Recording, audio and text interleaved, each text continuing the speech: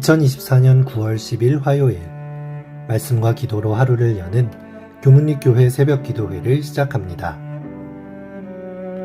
함께 기도하시겠습니다. 하늘에 계신 아버지 하나님, 오늘 저희들에게 새 하루를 허락하여 주시니 감사합니다.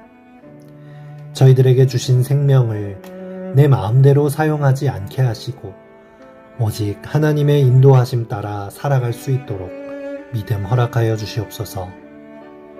구름기둥과 불기둥으로 이스라엘 백성을 인도하신 하나님께서 저희들의 삶도 하늘 본향으로 인도하여 주시고 만나를 먹이신 하나님, 저희들을 풍성한 양식과 마르지 않는 생수로 먹여 주시옵소서.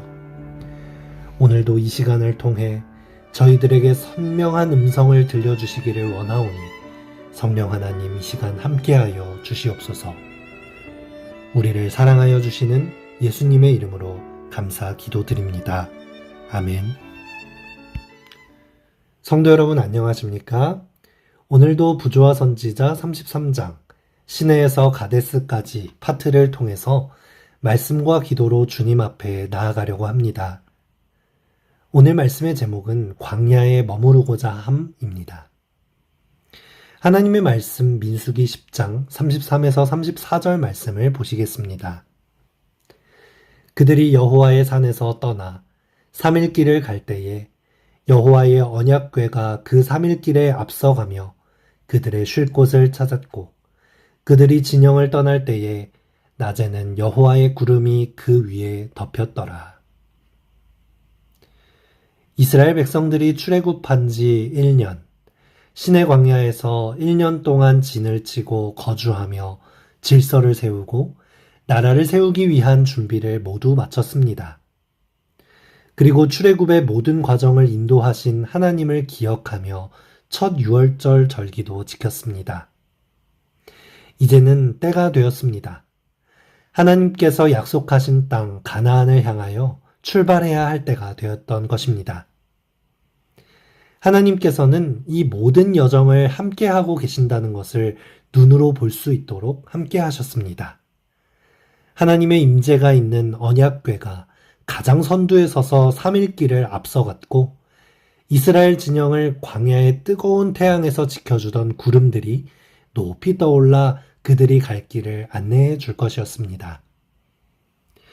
구약 성경을 읽을 때에 한편으로는 정말 부러운 부분 중에 하나입니다. 하나님의 명확한 음성으로 하나님의 명령을 전해받기도 하고 친필로 된 십계명을 받아볼 수도 있었고 이렇게 구름기둥으로 가시적으로 인도해 주시는 하나님의 직접적인 개입이 일어나는 모습은 정말 부럽기도 하고 지금 우리한테도 이렇게 기적적으로 경험할 수 있는 하나님의 인도하심이 있다면 나도 하나님을 정말 잘 믿고 순종할 수 있을 텐데 하는 마음을 갖게 되곤 합니다. 하지만 이스라엘 백성들의 경험을 미루어 보면서 우리는 생각할 수 있습니다. 이런 기적적인 방법이 하나님께 순종하게 하는 정답은 아니라는 것이죠. 기적은 그 당시에 한 번은 아주 놀랍고 큰 사건으로 다가올 수 있지만 그것이 반복될 때에는 결국 그것 또한 일상으로 받아들이고 또다시 힘들고 불편한 것들, 나의 뜻과 맞지 않는 하나님의 길을 불평하면서 순종하지 않을 수 있다는 것입니다.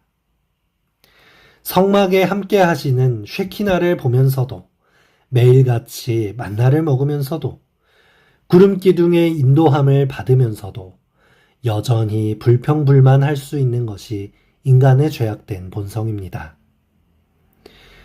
하나님의 인도하심의 방법에 문제가 있는 것이 아니라 결국에 우리들이 나의 죄인됨을 인정하고 나의 인생의 주도권을 하나님께 드리며 하나님의 말씀에 순종할 수 있느냐 없느냐가 우리의 믿음을 좌우하는 것입니다. 기적이 아니라 우리들의 회개와 순종이 중요한 것이죠. 지금도 하나님께서는 우리가 마음만 열고 하나님의 음성에 귀 기울인다면 광야에서 이스라엘 백성들을 인도해 주신 것처럼 우리들의 삶을 충분히 인도하실 것입니다. 이스라엘 백성들은 이런 확실한 증거 가운데서도 순종하지 못했던 이유가 무엇일까요? 두 가지가 있는데 오늘은 그 첫 번째 이유를 살펴보려고 합니다. 그것은 편안한 과거에 머물고자 하는 마음이었습니다.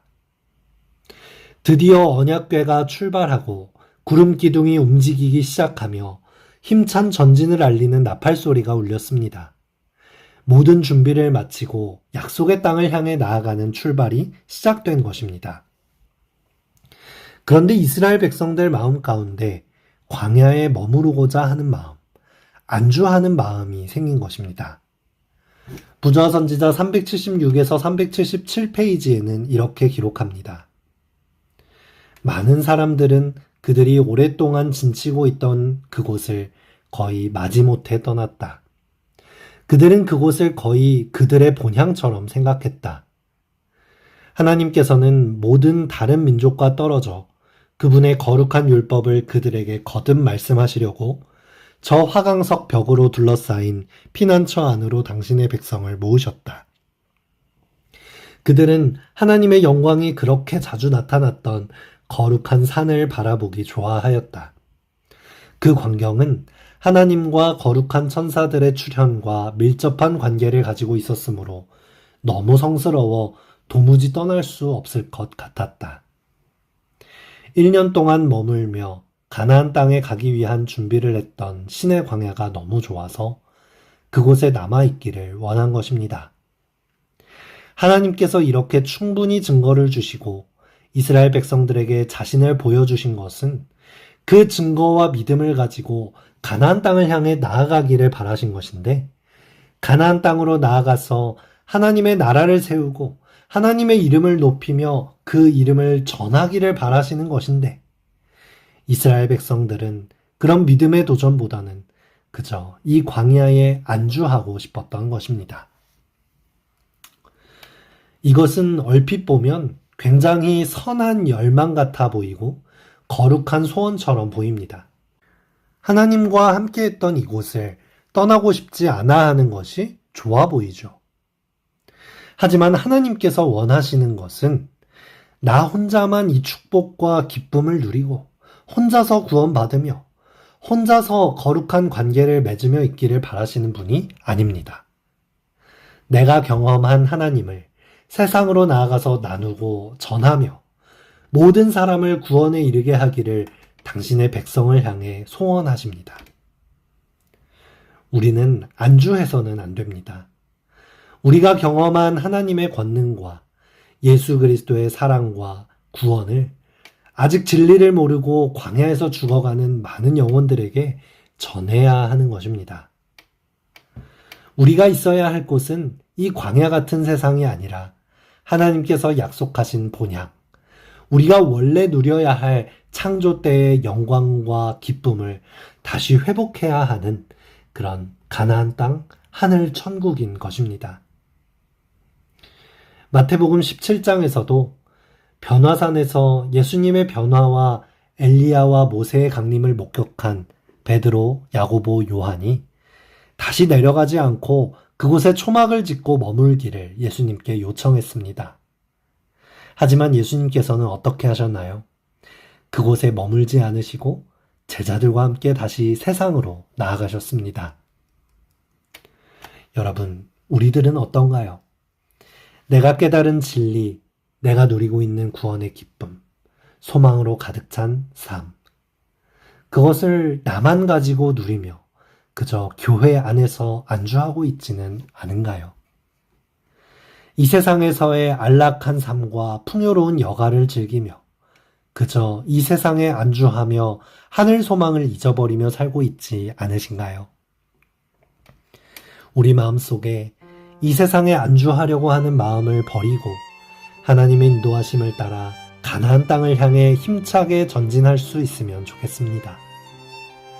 다 죽고 없어져 버릴 이 세상 것들의 미련을 두지 않고 영원한 것에 집중하며 순종으로 나아가는 성도의 삶이 되기를 간절히 바라면서 오늘 말씀을 마치겠습니다.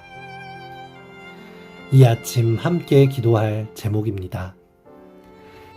이 세상에서의 행복에 안주하지 않고 하늘을 향해 나아갈 수 있도록, 진리와 복음을 나만 누리며 교회 안에 안주하지 않고 세상으로 복음 들고 나아갈 수 있도록, 군복무를 하고 있는 재림꾼인들을 위하여, 화요 예배의 회복을 위해서, 그리고 우리 교회에서 펼쳐지고 있는 영어문화원 사역과 안식일 어린이 영어 예배 프로그램을 위하여 함께 기도해 주시길 바랍니다.